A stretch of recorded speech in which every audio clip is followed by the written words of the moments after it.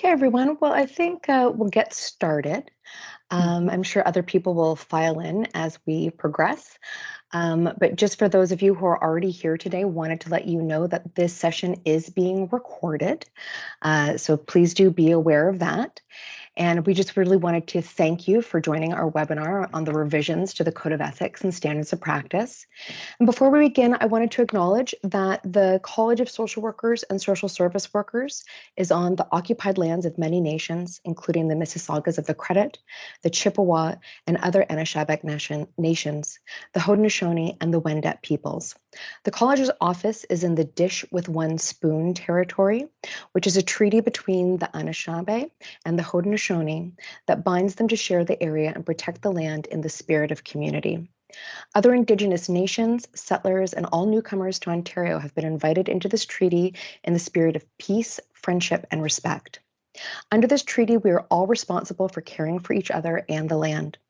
We acknowledge the history of this meeting place on which we are gathered, knowing that all settlers have a responsibility to consider what it means to recognize the history and ongoing legacy of colonization, colonialism, and are grateful to have the opportunity to live and work on this land. Today, the province of Ontario is home to many diverse First Nations, Inuit, and Métis peoples. Each nation is unique in their worldviews, languages, histories, current position, and future accomplishments. A land acknowledgement is a first step, not an end point. The college is actively working on building meaningful relationships with Indigenous communities and individuals in the spirit of partnership, collaboration, truth, and reconciliation. We are doing so as part of our public protection mandate to better serve Indigenous people living in Ontario and to support non-Indigenous registrants in improving their cultural humility when they are working with Indigenous clients and communities. This acknowledgement is a reminder that colonialism is still present in our society and that we are and remain committed to continuing to engage in the current and ongoing important work of truth and reconciliation within our regulatory context.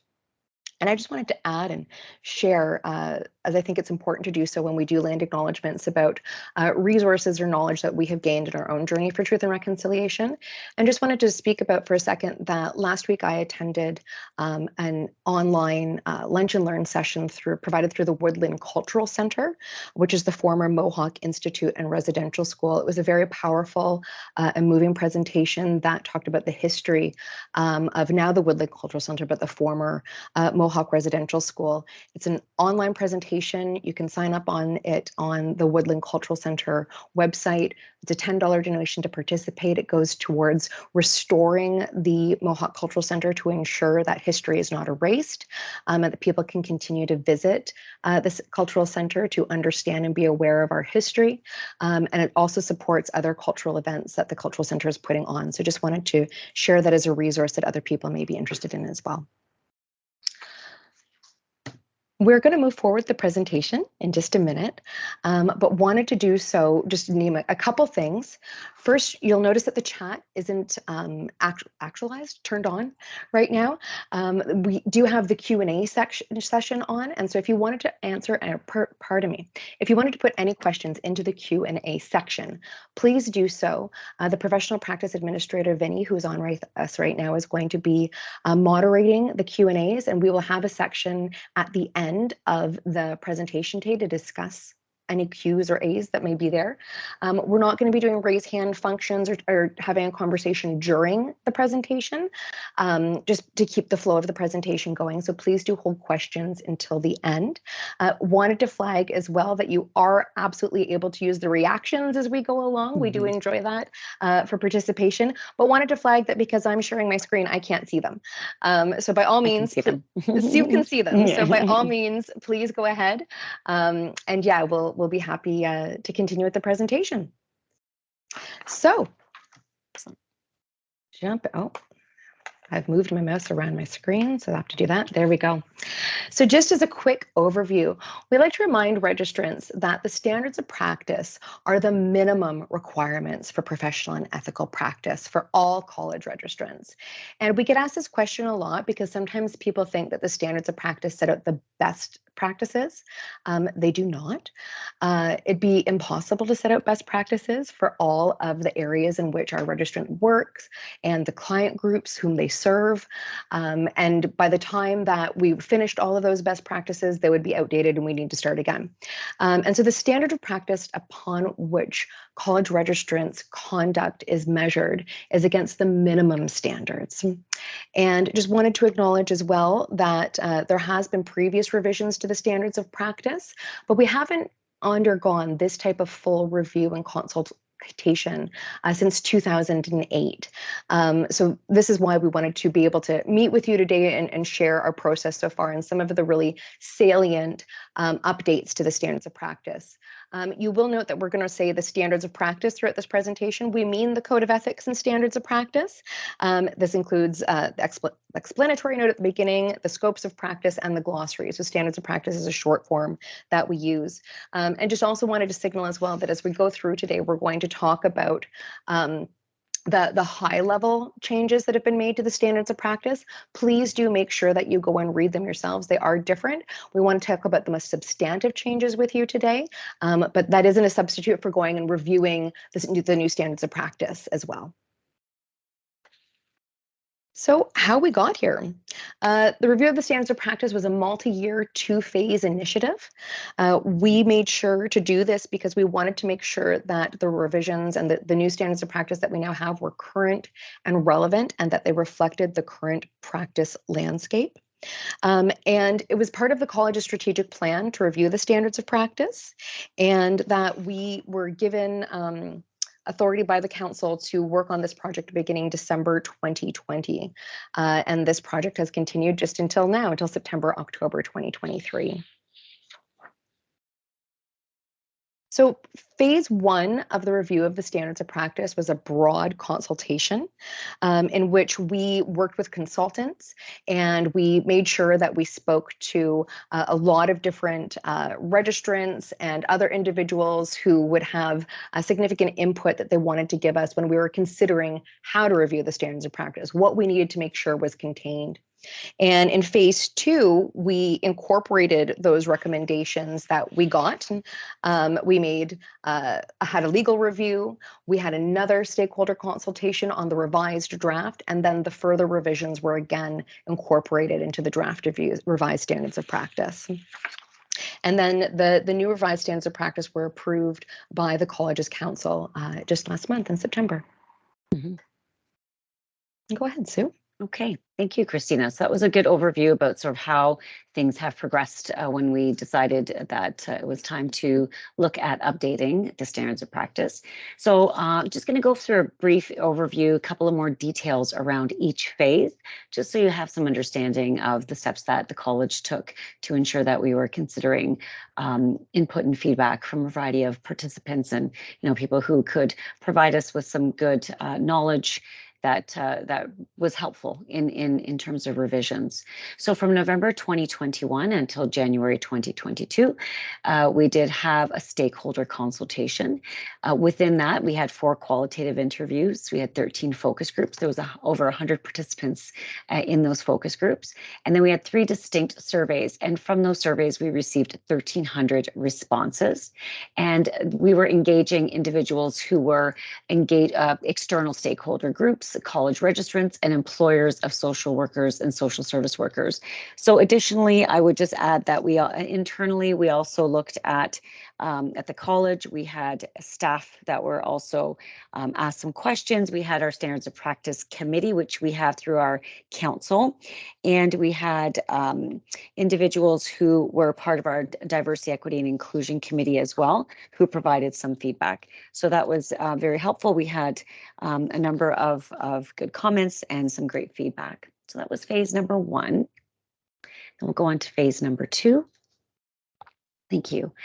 So we took all that information and we were able to address, some areas that were really significant and important to update after the fact that we had initially had the standards of practice from 2008.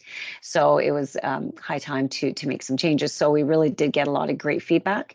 And then from February to March of 2023, we actually had, we were very mindful and purposeful in addressing some areas that included 4 key components or 4 sort of groups of individuals, if you will.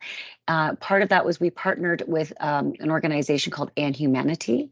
They're an inclusive marketing agency, and we had some qualitative interviews. We had 6 of them that was conducted, and we looked at Black and Indigenous communities that aligned with our approach of going deep in terms of detail rather than having sort of a wide net. We were looking at some specific concerns from those communities. We also had what this market research group, the Lumos Market Research Group. They conducted 10 interviews, which was great. They had individuals who had been consumers or users of social work and social service work services. So that was helpful to have them review the standards and get some feedback based on their experience. Then we asked the Citizens Advisory Group, which is the acronym there is CAG. They are a patient feedback mechanism. So other healthcare regulators have accessed this group to review certain reports, projects, initiatives, and standards such as we had. So that was a really great resource that we were able to get some feedback as well. And they help to support, public interest. So we knew that was their emphasis. So that was a very important group to address. Then we went through again and did another sort of consultation survey. We put it out there again to all of our registrants, to social work and social service work educators. We looked at other healthcare regulators. We asked our colleagues some information. We looked at Canadian social work regulators, employers, and professional associations. So we were able to access, again, a lot of information on our revised version. So if we can just go into the next slide and we can see the results of that. So we did end up with 725 participants. Very active, and that was really helpful as a second go round. So we had 684 survey responses and 6 qualitative interviews, as I mentioned, 10 market research interviews, and there were 25 members of the Citizens Advisory Group that were providing that feedback. So based on all of that, we went back to the table and we looked at all of the significant patterns and comments, and we were able to then make some more changes, and based on recommendations, we had some good work that we did that came out to be the final product, which was the outcome of the review. So we heard loud and clear that gender neutral language was incredibly important, and also simplified language. We felt that, and we saw it as well. And we were, we as Christina and I, as well as the participants, could see that very lengthy, complicated, interpretations that had multiple ideas, within them. So we tried to really kind of bring that back a little bit and make sure that all of the interpretations had some, really helpful information that it wasn't lost in translation, if you will. We embedded footnotes. So we had a lot of really great footnotes, but a lot of people didn't, look at them. So we put them in there front and center into our principles. And we also understood and recognized the need to look at the current landscape to make sure that it was reflective in our practice, and being mindful of, ensuring that we are being looking through things in terms of an equity and diversity lens. So we implemented a lot of those ideas, which was really fantastic. So from that, we created some technology, as it will. We had some ideas around how to implement the standards and put them online. And we created 2 versions. One's a PDF and one's an interactive web version. So I'm just going to get Christina, if you would like to, if it works out there, to put the web version on to show. And this is really interesting. So I'll let Christina discuss how we came to that and what that looks like. Thanks so much, Sue. Yeah, so you'll see here that I'm on the home page for the college website. And actually right here, there's a roller, it's called this at the front, that has the standards of practice on this. You could click right here to get to the standards of practice page. As you can see, it moves.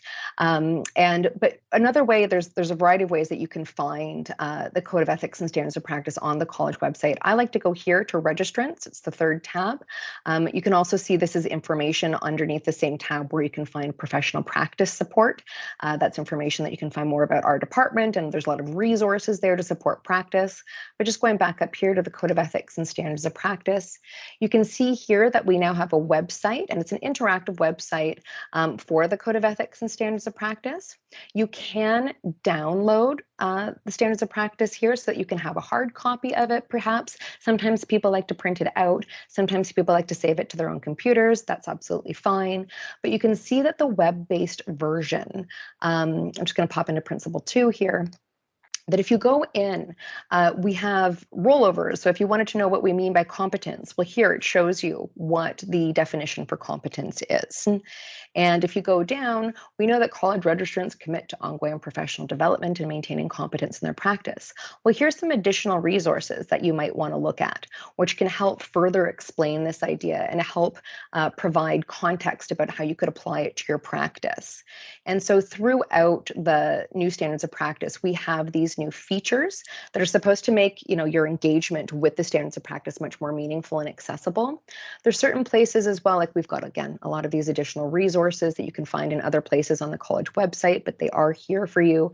And in some places as well, we also have pertinent legislation that may apply to certain situations as well when we're talking about privacy legislation or legislation about your mandatory reporting obligations, etc. So just wanted to show that we've got this new functionality on the webpage as well. But just so that you're aware, if you did want to have the previous version of the Code of Ethics and Standards of Practice, it is still available at the bottom of the screen down here as well. So you could download it there as well. That's it for me, Sue. Thank you. Awesome. Thank you.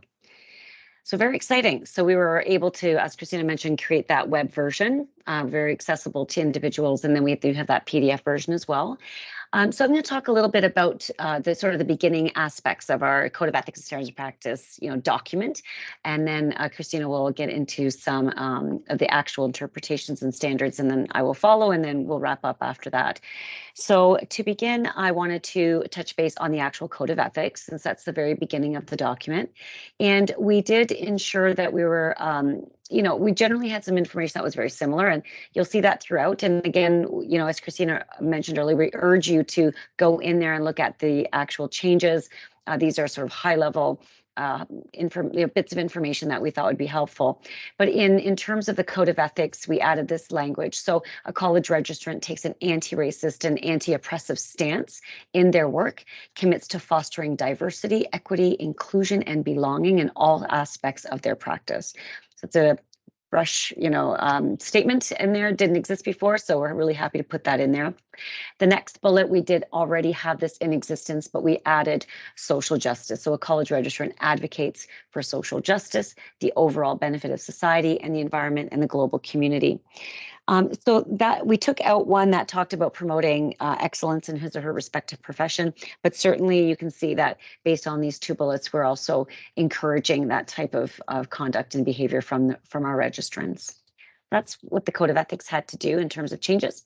Explanatory note. So in this sort of part of the document, we describe, what the standards are about, and then we also indicate we identified some information and indicate information that would be helpful for registrants, and we defined the meaning of client, and we also discussed the different aspects or types of social work and social service work practice.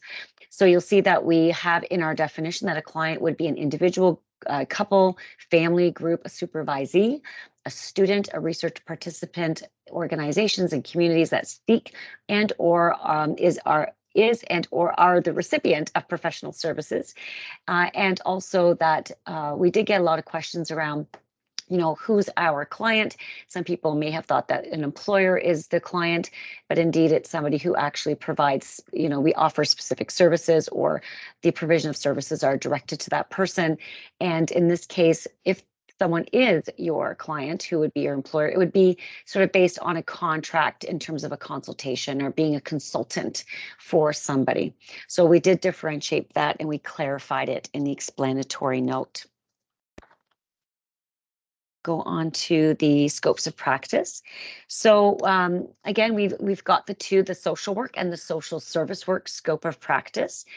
Each of them have identification of educational requirements and what that might look like. So for example, the social work one will have the BSW and the MSW and the types of hours of practicum and educational requirements for those degrees. And then the social service work diploma will have similar information.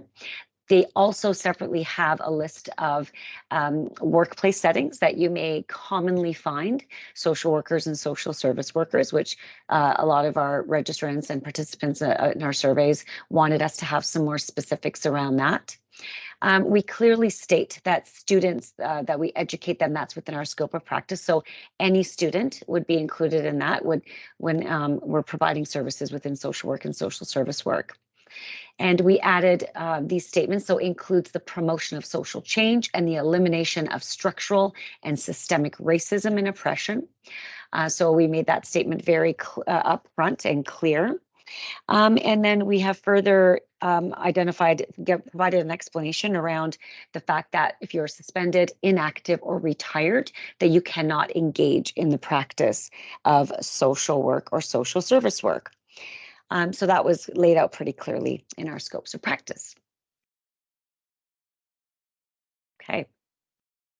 Had to unmute myself. Thanks, Sue. Yeah, no problem, Christina. So I just wanted to highlight it again as we go into the principles, that what you see on the slides in front of you oftentimes has been abbreviated from what is actually in the standards of practice. And we've did that for the sake of the webinar and the sake of the presentation. Again, just a plug for you to really, you need to go in to read the standards of practice yourself, just to really see what these updates and revisions are all about and what has been included. So principle 1, relationships to clients, talks about the fact that clients have the right and capacity to determine and achieve their own goals and objectives, as we talk about client self-determination. And we talk about the fact that college registrants shall respect each client's uniqueness and intersectionality, and how personal and systemic factors shape perceptions and worldviews. And so this is something that we didn't talk about specifically in the college's standards of practices beforehand. And we've added the word intersectionality, and you'll see that rollover feature on intersectionality as well if you go into Principle 1, and you can also find the definition for it in the glossary, which is a new addition as well. We also talk about the fact that registrants shall be aware of and reflect upon their values, attitudes, assumptions, and biases, and how these impact upon their professional relationships with clients. And so similar wording to what was in the standards of practice beforehand, but we have included these assumptions and biases that we didn't have beforehand to really, again, capture the fact that we all have these inherent biases which are going to impact us upon our work with clients, that we need to be continually reflecting upon them and hopefully consulting with them as well, consulting about them.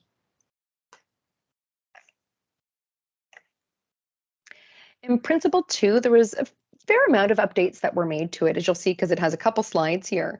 But as the name suggests, Principle 2, competence and integrity, talks about maintaining competence and conducting themselves with registrants conducting themselves with integrity in their practice. And so, again, a big change that didn't exist beforehand was the inclusion of Indigenous worldviews and ways of knowing within the definition of a credible body of social work or social service work knowledge. And so we talk about the fact that evidence can include direct observation, clinical sessions, professional meetings, Indigenous worldviews and ways of knowing, collateral sources, documents and correspondence, clinical tools, research, training, continuing education, supervision, or journals and literature. So lots of expanded ways of understanding evidence there that we didn't have previously. Similar to that is the fact that we've really re-looked at our definition and expectations around dual relationships. So just to be clear, a dual relationship exists when, in addition to the professional relationship, the college registrant has a past, present, or subsequent familial, social, financial, supervisory, or other relationship with a client. A dual relationship does not necessarily constitute a conflict of interest, and we have updated the definition for conflict of interest, which you can also find as well. But when a dual relationship is present, it creates the strong possibility that an actual or perceived conflict of interest will arise. While dual relationships should be avoided wherever possible, there may be some circumstances where the registrant has an ethical obligation to provide services, including when there is no other professional available to provide the services, the college registrant possesses unique attributes or specialized skills, or services that are required and are not otherwise available, or the client is at risk of harm without the college registrant's professional services. In all such instances, the college registrant shall seek supervision and document their decision, and documentation should include how they use their professional judgment in developing the plan to maintain boundaries. And so we talk about this because we know that there's a lot of our registrants who are practicing in rural and remote areas. And we wanted to have more clarity around dual relationships, that you can work in dual relationships. And we wanted some more guidance about how that would look like. And so again, what we talk about is that, yes, you may be required to work while being in a dual relationship with a client. You could be the only social worker in town. And so what's required in that instance is to have those conversations with the client, but sometimes we call the grocery store conversation. What happens if I bump into you at the grocery store, or the church, or a community gathering, or the hockey game? How are we going to deal with that situation? And then to document that as well, to make sure that there's an understanding about how professional boundaries will be maintained in those situations. Another new addition that we've had to the standards of practice as well is a requirement for registrants to conduct themselves with civility, respect, and fairness to others, and that they will respect diversity of opinion and differences of perspective. And so civility hasn't been talked about in the standards of practice before, because it's interesting, because the standards of practice remain very much focused on the relationship between a social worker or a social service worker and their client. But this also opens up to looking at the conduct between colleagues in the workplace and with the college, for example. But this was a result of us hearing feedback from college registrants that they may have been having difficult encounters or relationships with other college registrants, but there was no mechanism really for them to provide any feedback around this. And so this is when we decided to introduce this idea of civility into the standards of practice, to make sure that we do have accountability to behave in a professional way while we are, at work with our colleagues, etc. Moving on to the next changes to Principle 2. So we now have new language that college registrants shall promote equity, inclusion, and belonging in their work with clients, and shall advocate for social change that challenges systemic oppression and seeks to eliminate implicit bias. College registrants shall approach all aspects of their work with humility, including cultural humility, and recognize how privilege and power imbalances affect policies and practice and impact clients. And so the idea of humility is also a new introduction to the standards of practice, and cultural humility. And there is a definition for cultural humility, which now has been added as well to the glossary and in the rollover feature that we've already shown. And so again, just really wanting to talk in current language, really trying to emphasize that we have a responsibility to behave with civility, with cultural civility, with humility, in all of our interactions. And last, I'm going to talk about changes to Principle 2 is that college registrants are required to educate themselves on the role that the social work and social service work professions have played in perpetuating harm against Indigenous peoples, and demonstrate their understanding that clients and Indigenous college registrants did not contribute to the damaging effects of colonization. And so again, speaking to the history and in some cases present day practices of our professions, and how they have contributed to harming Indigenous peoples, and to be aware of those systemic issues and past and sometimes ongoing practices, and to really try to understand how those different systems impact upon our process, our practice, and how we can advocate in order to have that social change and cultural humility that we're talking about in this principle as well. Moving to Principle 3, and again, a fair amount of significant changes to Principle 3 as well. And so again, Principle 3, responsibility of clients, talks about how college registrants have to provide their services responsibly. And so we've followed language from the Ontario Human Rights Code and Canada Human Rights Act, that college registrants cannot discriminate against anyone, including but not limited to, on the basis of citizenship, race, place of origin, national or ethnic origin, color, ancestry, creed, sex, including pregnancy, family status, marital status, genetic characteristics, religion, worldview, sexual orientation, gender identity, gender expression, age, class, social economic status, or ability. And just a question that we've already received with respect to that definition. As I said, we gathered it to mirror the language that is in the Human Rights Codes and the Human Rights Act, but question about why mental health status wasn't included. Again, this is the language that's in the legislation, but if someone wanted to see mental health status reflected in this definition, we would look at genetic characteristics and also ability. So that is a way that we're making sure that registrants do not discriminate based on the mental health status of clients as well. We also really did a deep dive into the explanation of informed consent, which we didn't have explicitly laid out before. There was elements of informed consent, but it wasn't explicit.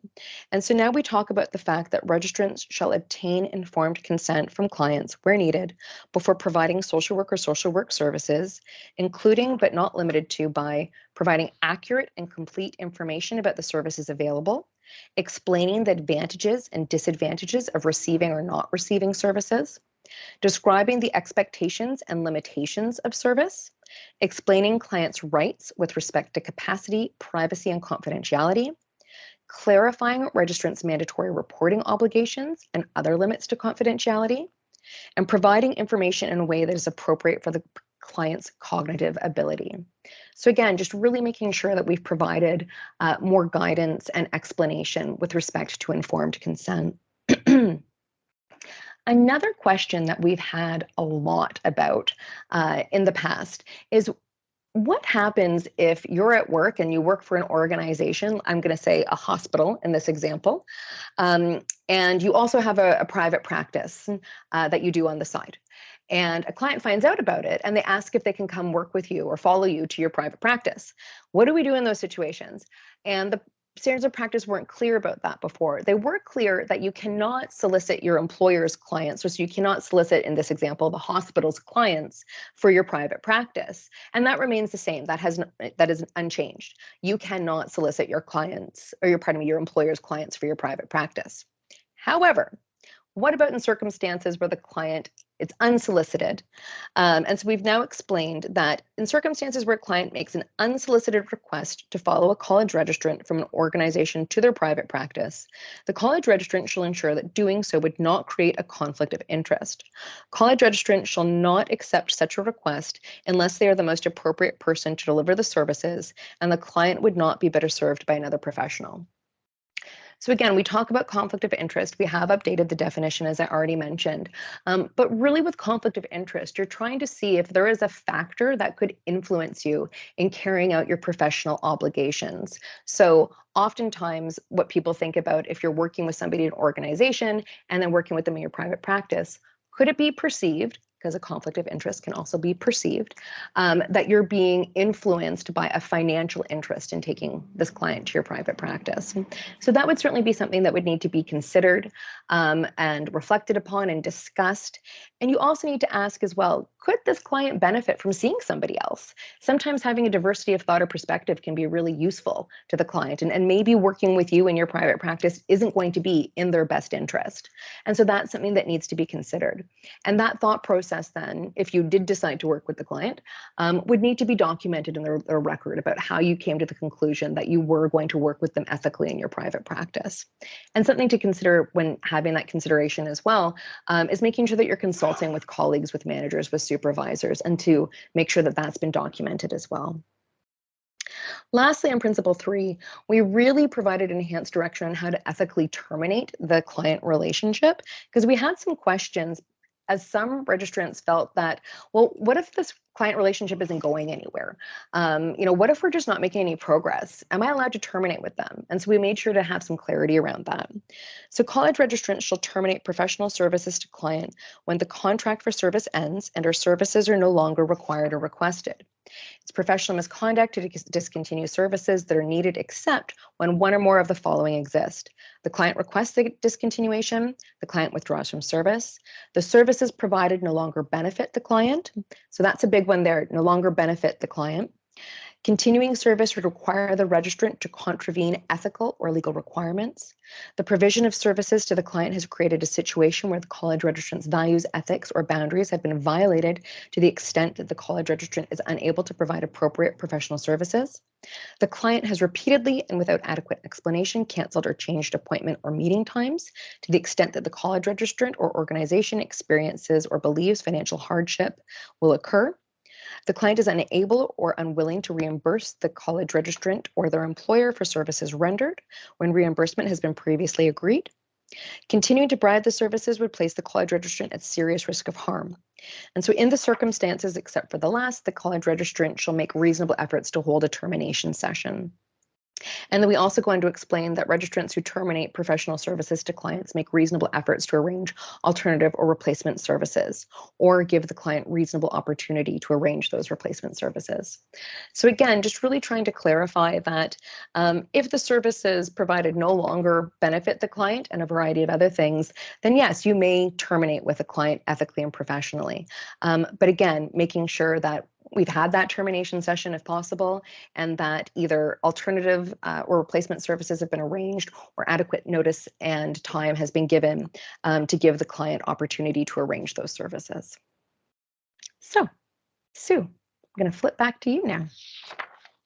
Thank you, Christina. That was very helpful. And so Christina talked a lot about sort of the philosophical or important pieces as we go through and we practice and our conduct. Now I'm going to kind of go through a little bit more around the technical pieces.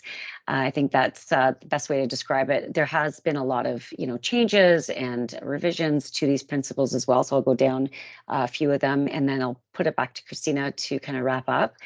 But we're going to talk about the technical aspects in the next couple of principles. So the social work and the social service work record, as you see there in Principle 4, it was our largest principle, and it remains our largest principle. We had a lot of footnotes that we did embed inside the interpretations themselves, as was mentioned earlier. And so we did make some high-level changes, as I'm going to just describe. But again, reading it, it's a different read. So familiarize yourself with it, acculturate yourself with the information there, because it can. It's in different order in some of these principles, in particular this one as well. So when we talk about what you might find in a client record, we already had information that existed, such as checklists, correspondence, reports, progress notes, minutes, reflections, journals. We've added art in there as well. We've also have homework in there. We have appointment records. Audio and video recordings, as we know, is becoming more common with virtual practice. So we recognize the need to incorporate various ways and modalities of supporting clients, and what does that look like when you're capturing it in the client record. The one thing in particular with this one is that we had previously indicated that if you are using, raw data or tools to bring yourself to some professional recommendations or opinions, that you could kind of keep it secondary and maintain it in the same way in terms of retention. However, what we do indicate now is that if you put it in the record, it remains there again, and it maintains you have to comply equally with all the privacy legislation and retention standards, which I'll talk about in a minute, as you see in bullet 2. But also, if there's something that you're no longer going to need or use, that you would destroy it.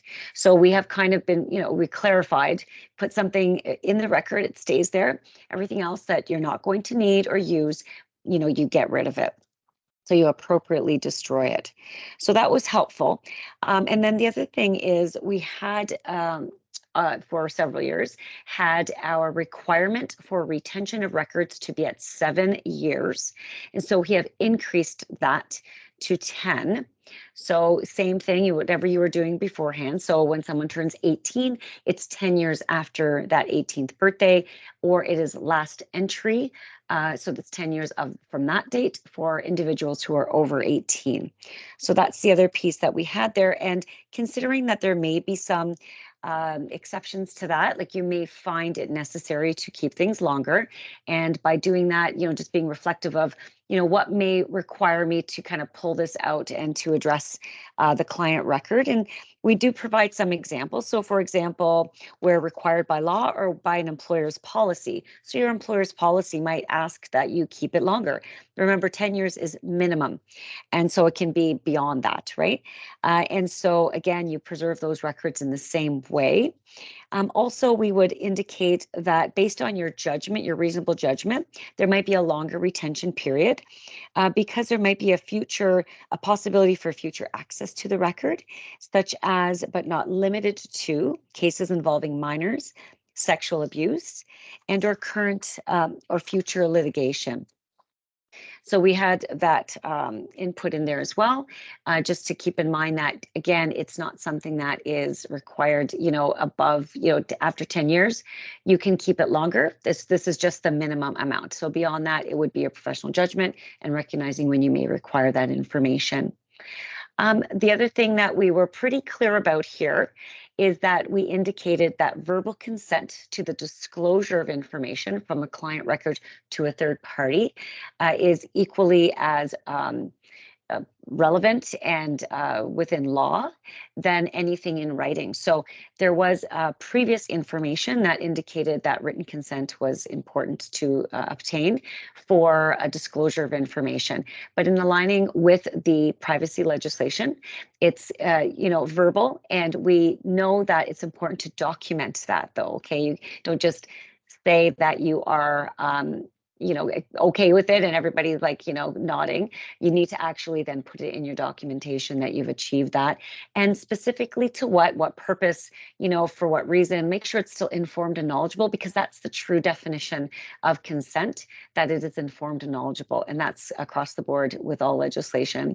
I should also indicate with the 10-year retention period, we were also aligning ourselves with other regulatory professionals out there.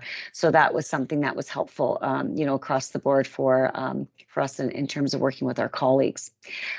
So that was one specific piece there too around the consent, and that you ensure that you're identifying limits of consent, the parties that will be privy to that consent. Now, in terms of confidentiality, we talk about consent, and I always say confidentiality and consent are very intertwined, and confidentiality is the cornerstone of everything that we do, and it's paramount to what we do. And it really does rely heavily, of course, on legislation. And we see that with documentation and retention of personal health information.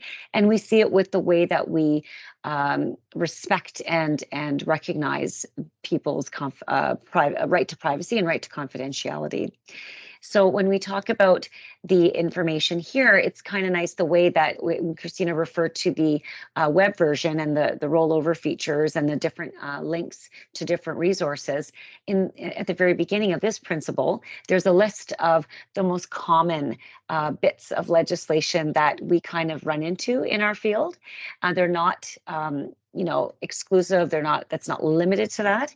So always look at your area of practice and any other legislation that may be pertinent to your workplace. And of course, always seek consultation if you need to with either a legal advisor and or supervision, but find out what's applicable to you. But we have listed the most common ones, and the privacy legislations are sort of front and center up there for sure. So we have that in there to be able to refer to it when you are perhaps questioning, how to take next steps, which we get a lot in professional practice. So you can take a look at it. It's right there for you to review. The other thing that we've done is that we've again explained that written is good, verbal consent is important, and we make sure that people understand what that means, the limits, the timing, any kind of third party release, or if there's other individuals included in the record, which again, I think we have a link there to our privacy toolkit. So there is always kind of a flip back to some of the resources that we have to know what we mean when we say consent. And so it's written in our standards again, very clearly, which is helpful. The other thing that is important is when we look at electronic practice. So, we know that well, since COVID and even prior to, but certainly since, there's been a spike in individuals providing virtual services, and electronic practice has increasingly become part of the way that we communicate. So whether that be email or texting or other platforms, and also when you're documenting in certain databases. So we really felt, and we heard from individuals that we needed to put some more information on there. We have a lot of resources already around virtual practice and electronic communication, but we specified here what that might look like in terms of ethical and professional practice, and being aware of the client's needs and wants, and ensuring that, always self-determination and clarity and transparency around what's happening during electronic practice is the biggest priority when you're in that kind of communication with individuals. So when we talk about communication virtually, we talk in specifics here around verifying the client's identity, when it would be, whether it would be possible for someone to pose as the client. So we've heard that, and we've identified that there's got to be a way that you could address, and ensure that the person that you're speaking to is the one that's meant to be speaking to you or communicating with you.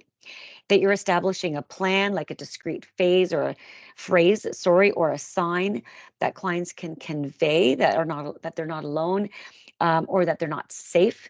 How do you then ensure that there's some safety around that practice or what's kind of unfolding? You're developing a safety plan with the client. So asking them for any contact information, emergency information, and also beyond the safety piece as well. We know that technology is our best friend till it's not. And so things can fail. Technology sort of stops, working, there's power outages, and there's things that just may happen throughout the steps and the communication process. So finding out a plan about what's going to happen if something falls, or the call drops, or the internet connection drops. What are we going to do in that case? So we just said be mindful and aware of what that looks like. Also, it's important to mark everything as confidential, whether that be paper, electronic, etc., and that it's meant to be received by the intended recipients. And then lastly, in this principle, we just want to reiterate that communication looks very different and vast, and it will probably increasingly continue to look different.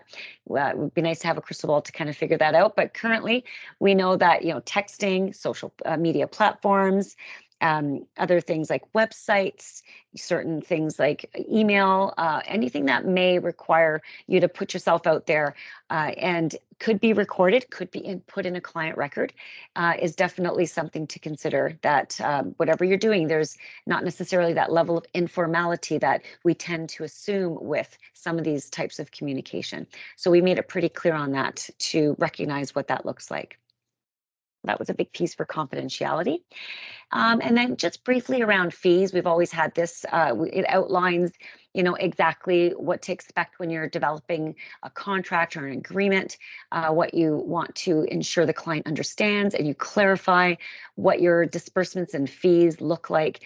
You're understanding, again, if they change or if you had to negotiate any additional or new fees, you ensure that up front. And also we have an additional definition now. We have excessive fees.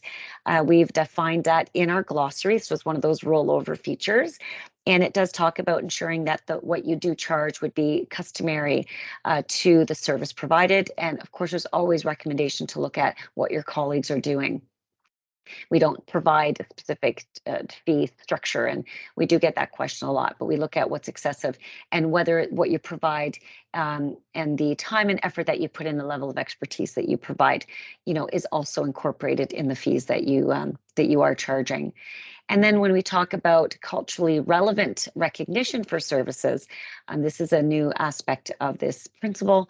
So we understand that there might be cultural ways that people will be reimbursed for services. So we are putting that in there to ensure that that is something that can happen without registrants or clients being, questioning what that might look like, or are they okay with that?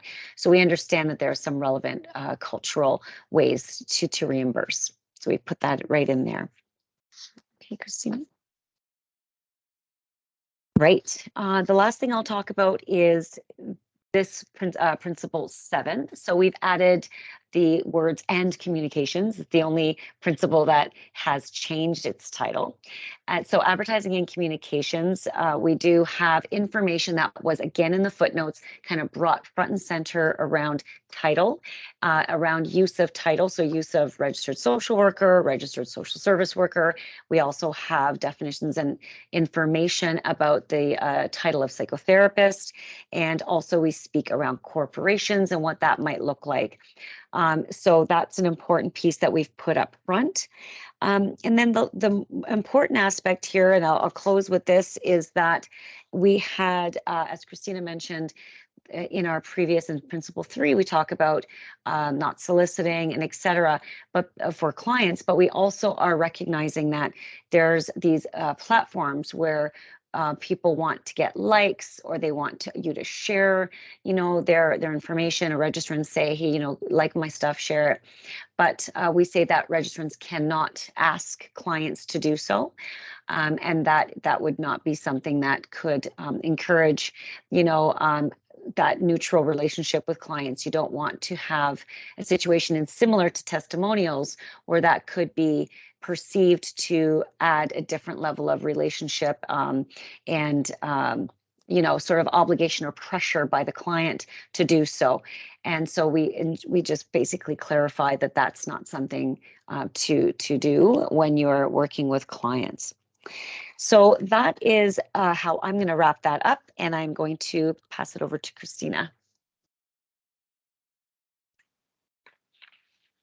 Thanks so much, Sue. Appreciate that. And we have had some fairly significant updates as well to Principle 8, which is sexual misconduct. And the reason being is that we've had to update our definitions, and I'm going to talk about them in just a second. But for those of you who have been reading the college e-bulletins or been reading the college newsletter Perspective, you'll seen that sadly, the college has had a really big increase in the complaints it's received from clients with respect to sexual misconduct from registrants. And even so, in the past year, that the rates of complaints that we've received, the sexual misconduct complaints that we received, have gone up 90%, 90%. Which of course is totally unacceptable, and one is too many.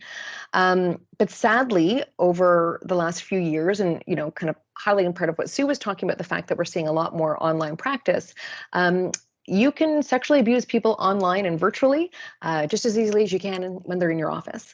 And so these are certainly things that we've had to deal with at the college, and our colleagues in the complaints and discipline team have been looking at. And we've updated these definitions based on the discipline cases that we've been working on, to really kind of highlight some of the issues that have come forward from clients in these cases. So, as says the definition for physical sexual relations have changed. So college registrants shall not have sexual intercourse or any other form of physical sexual relations with clients. Physical sexual relations include, but are not limited to, kissing, touching of breasts, genitals, anus, or buttocks, genital contact, and or masturbation of the registrant by or in the presence of the client, or masturbation of the client by or in the presence of the registrant. In this context, presence includes in person, over the phone, or by any electronic means. And so similarly, we've updated the definition of touching of a sexual nature, and registrants shall not engage in touching of a sexual nature with clients. And touching of a sexual nature includes, but is not limited to, hugging, holding, patting, stroking, rubbing, and any form of physical contact which is unnecessary to the helping process. And lastly, behavior or remarks of a sexual nature. Registrants shall not engage in behavior or remarks of a sexual nature towards the client, other than remarks or behavior of a professional nature appropriate to the service provided. Behavior or remarks of a sexual nature include, but are not limited to, amorous, romantic, seductive, suggestive, and sexual behaviors or remarks. Behaviors or remarks include expressing the registrant is in love with a client, making requests to date a client, giving gifts other than giving or receiving culturally appropriate gifts of nominal value, unnecessarily arranging sessions in off-site locations and or outside normal business hours, making unnecessary comments about the client's body or clothing, requesting details about the client's sexual history or sexual preferences that are not pertinent to the services provided, initiating conversations about the registrant's own sexual problems, preferences, activities, or fantasies, or displaying pornographic or any other offensive material, making jokes or remarks that are sexually provocative, suggestive, or demeaning. So again, there's been a lot of enhancement on this section and specifically in the definitions because unfortunately of the increase that we have seen in reports from clients telling us that their registrant has sexually abused them in some way and of registrant sexual misconduct. So really shocking and upsetting stuff, and certainly something that we're really trying as a college right now to look at different ways that we can tackle this issue. And one of those ways is that we're really encouraging registrants, talk about this, talk about it with your colleagues, talk about it with your managers, with your supervisors, with clients. Let clients know what's appropriate in a professional context and what isn't. Trying to really prepare people and arm them with knowledge and understanding can be one of the ways in which, we start to combat this issue. And so certainly, having those conversations, normalizing those conversations, I think is an important step forward. And just lastly, before we're wrapping up, just having a list of different additions and revisions to the glossary. It's not an exhaustive list, but certainly this includes some of the most significant updates to the glossary. And again, where you find them throughout the standards of practice, you will see that little rollover feature where you're able to see the definition in place. You can also go to the glossary and see all of the different glossary items there as well. Some of the ones, of course, we received directly from the consultation that people wanted to have some more information about, such as best interests or reasonable effort, social justice, that these are things that people wanted to see in the glossary. So that's in response to that feedback. And just lastly, before we switch it over to the question period, we really want everyone to read the revised Code of Ethics and Standards of Practice. As we've said throughout this presentation, this is a great introduction, sort of have whet your appetite a little bit and understand what some of the big substantive changes have been, but it is not a substitute for going and reviewing that Standards of Practice all by yourself. It is also required. We've now just entered renewal season as well. All college registrants are required to renew their membership by December 31st. And so as part of that renewal, you also need to do your annual Continuing Competence Program, or CCP, and reading the Code of Ethics and Standards of Practice each year is a required component of the CCP. So this year it's going to be extra interesting just to check out the new functionality on the web version and just the changes we've made. As you're reading the revised Code of Ethics and Standards of Practice, we want you to reflect on how they apply to your practice. Sometimes it can be difficult to kind of see how all of them apply, but some of them are really going to stand out and really speak to you. So really reflect about how they do apply to your practice. And of course, if you have any questions as you go along, you can reach out to Sue and I and Vinny in the professional practice department. Our email address is there. And you can also find all of our contact information on the professional practice page that I showed you earlier, or showed you how to navigate to earlier in the presentation. So that brings us to the end of our presentation, and we've got a few minutes left now for questions.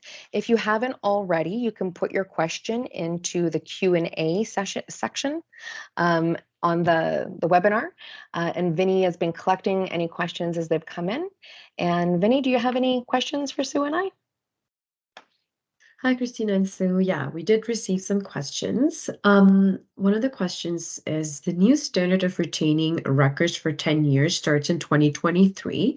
Given the previous 7-year standard, records are disposed of prior to 2015. Is there any liability? Sorry, Vinny, can you read that last part for me again? Yeah, so given the previous 7-year standard, records are disposed of prior to 2015. Is there any liability? Oh, okay, because we're counting 7 years back from right now. So the new requirement to hold records for 10 years starts now. So it actually started September 8th is when it started. So if you were maintaining records before these new standards of practice were implemented, then you'd still would have proceeded as per the 7-year retainment requirement. But starting now, moving forward, records are going to be required to be held for 10 years. Sue, is there anything that you wanted to add to that? No, I mean, that was, very helpful. I think the 2015 piece, I guess you're just reflecting back on the 7 years, but like as Christina mentioned, it really starts on September 8th, based on the new version of our standards. And that's when you start to count your 10 years. Thank you. Yeah, thanks.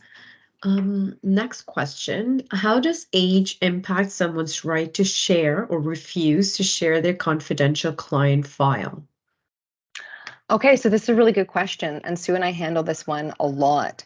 And this is interesting too, because if you go through the standards of practice, and in some of these areas, you're going to have links to the pertinent legislation. And we also have on the college website as well in our resource room, we have the PHIPAA toolkit. And so when we're talking about retaining someone's client information, typically speaking, the legislation that applies is PHIPAA, or the Personal Health Information Protection Act. And under that piece of legislation, it's not an age-based milestone as to who consent to the collection, use, and disclosure of their client information. It is a capacity-based assessment. And so you, as potentially as a HIC or a health information custodian, would need to determine whether or not your client has the capacity to be able to consent to the release of their information. Sue, is there anything else you wanted to add to that? No, I mean, I think it's clear in terms of the fact that with those links, take a look at the legislation. You'll see that there is not a set, age, as Christina mentioned. It really relies on capacity. It's something that, as a registrant, you look at your professional judgment and you determine if the person has, I guess, the understanding of what the implication or consequence of disclosing or not disclosing information, or even accessing service or not accessing service, whether they understand the implication or consequences of that. So that's how I know our registrants think that through. But certainly there's no number that would be set, and that's something that we do get a lot of parents asking the registrants to get a copy of their child's record. And so you would have to really determine that. And we always say check with a legal advisor, get some consultation, because there may be other exceptions that overlap or that we don't know, but we don't provide legal advice. So checking in on that is very, very helpful. Great point, Sue. Thank you for that. You're welcome. Thank you. Next question. The significant increase in sexual misconduct complaints is very concerning. Are there complaints being found to be accurate or authentic in most cases? That's interesting. I haven't heard news that these have been fake complaints. I mean, certainly, the college, when it receives a complaint from a client, in most circumstances, it's required to investigate as per our legislation. There's very few circumstances in which we wouldn't investigate. And I think where you have seen, if you go on the college website, and something that people don't always know, that the college actually has two streams of complaints. That your complaints can either go through the complaints process, which is anonymous, and that it's meant to be remedial. But instances of sexual misconduct, they go through what's called our discipline process. And those are the cases in which you will see on our website, or you'll see printed about in a prospective newsletter. And those are the cases in which the college, has felt that it has sufficient grounds in order to pursue a case against somebody. So I have not heard that there has been any indication of a high number or any number of false reports being made.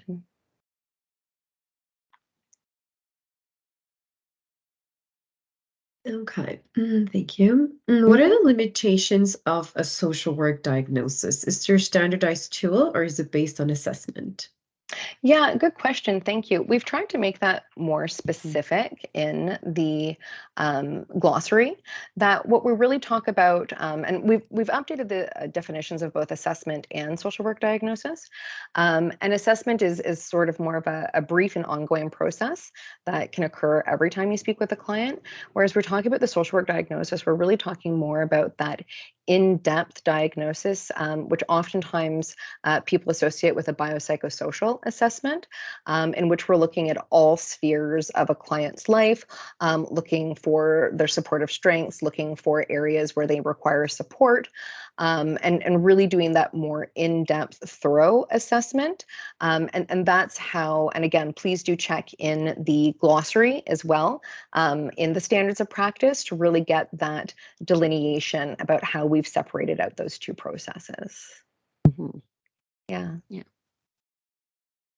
I mean, I might just, Yeah, please go sorry, ahead, Sue. I would just add to that. I think we do get that question off and on, right? So it's taking a look at the definition and understanding, the broad approach that we take, and really evaluating the circumstances, the settings, the social implications as we are in terms of our profession, versus some of the questions we get around, diagnosis in terms of disorder. So we do Thank you. clarify that, and yeah, we don't do that type of diagnosis as per the Regulated Health Professions Act, and it's a controlled act. So we do have a lot of information as well about that in our resources, but just to add that piece as well.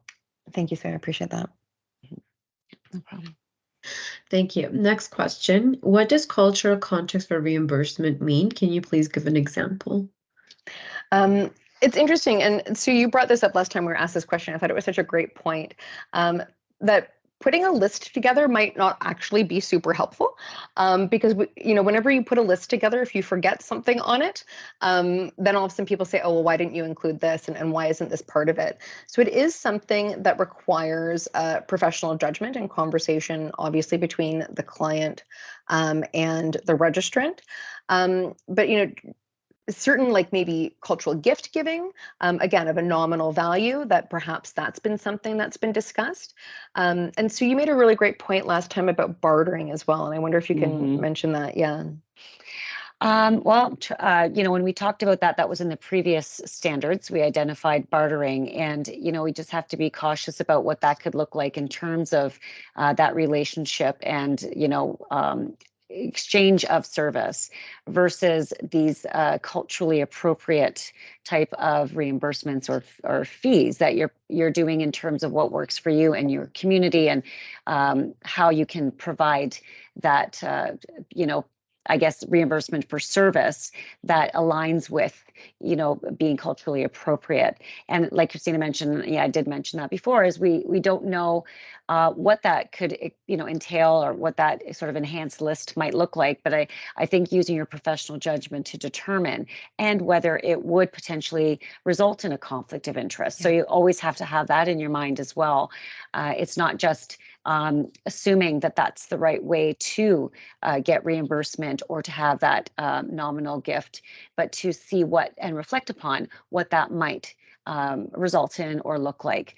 So, checking in with your colleagues, your supervisor, finding out, get the landscape of that, to normalize that kind of provision of reimbursement that you accept, and what that means if you do accept it. So I think that it's a broader question. Thanks, Sue. You're welcome. Thank you. Next question. What's the relevance of that distinction between assessment and diagnosis in the standards of practice? For example, for which principle would it make a difference? So where to find it in the standards of practice, I'm assuming this person is asking. Where you're going to find both of those things is in the scopes of practice. And I believe you will also find, you'll find assessment definitely in Principle 1. But yeah, if you're looking at them, because I believe what the person is asking is where to find them in the standards of practice. And if you're having difficulty finding them, they're in the glossary.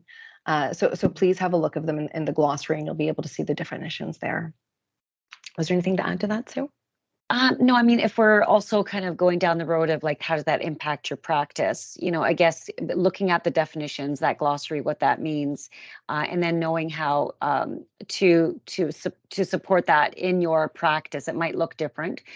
You might have information that brings you to a certain point, and then you're able to provide some services based on that.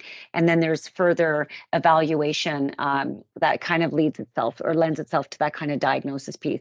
So, you know, throughout the standards, you're going to reflect upon your service intervention. And with that, you're always going to be mindful of what that means as you walk that journey in terms of assessment and interaction and the dynamics that you have with your clients. When we talk about clients too, I don't think we mentioned this yet, Christina, but I think, and I usually do, so I didn't this time, but the client is so broad, right? We're not just talking about individual. And, you know, I defined it, you know, earlier, there's group, family, etc. But even in practice, that matters. So even if you're working on a project or you're doing consultation, all of that can be, you know, you could do an assessment in developing a project plan. And so we wanted to ensure that that was a broad sort of placeholder, if you will, in terms of how to move forward. And then knowing that there is a psychosocial aspect of clinical work involved as well. So just wanted to throw that in there as well. That's a good point. Sue always brings back to the fact that, you know, our practice, social work and social service work practice also includes non-direct practice as well, and non-clinical practice, and that assessment can also be used in those fields as well. Thanks. Yeah, any more questions, Vinny? Yeah, last question for today. Are there any plans to release a version of the standards of practice highlighting on the document itself the changes and new elements? So I wish we could. There's been a lot of different versions of the changes. I mean, we released it, it would be a redlined mess of comments. And I mean, I don't think it would be very useful. What we are going to be doing when we put out, we're putting out an e-bulletin either at the end of this week or the beginning of next week that's going to have a link probably to this very webinar in it, but to one of the webinars, because we've done 3 of them. And one of these webinars is also going to live on the website as well, that if you wanted to go review it or have a look at it, you can. With that as well, we're going to provide a very high level document that talks about, again, the high level changes that have been made to the standards of practice. Again, not a substitution for actually looking at the reviews to the standards of practice themselves, but just a really high level document that just highlights some of the more substantive changes that we talked about today. So there will sort of be a companion sheet or sheets to provide that. But yeah, I mean, providing a redlined marked up version would, I think, be incomprehensible. It's and which one would you provide? There were so many of them. Like there's been so many iterations that have gone back and forth between different people. So I don't think that would be a productive resource. I think that's it. And Vinny said that was the last question. I just want to add, I saw all the, you know, reactions, the hearts, the thumbs up and the claps, and of course the O's when it was the sexual misconduct stuff came along. So Christina didn't see that, but we appreciate having that reaction, that contributions. Oh, there's some hearts there. So there we go.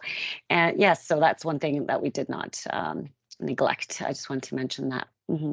Yeah, thank you for mentioning that, Sue. That's one thing. It's a real deficit when you're sharing your screen. You don't get to see that. So thank you for flagging that.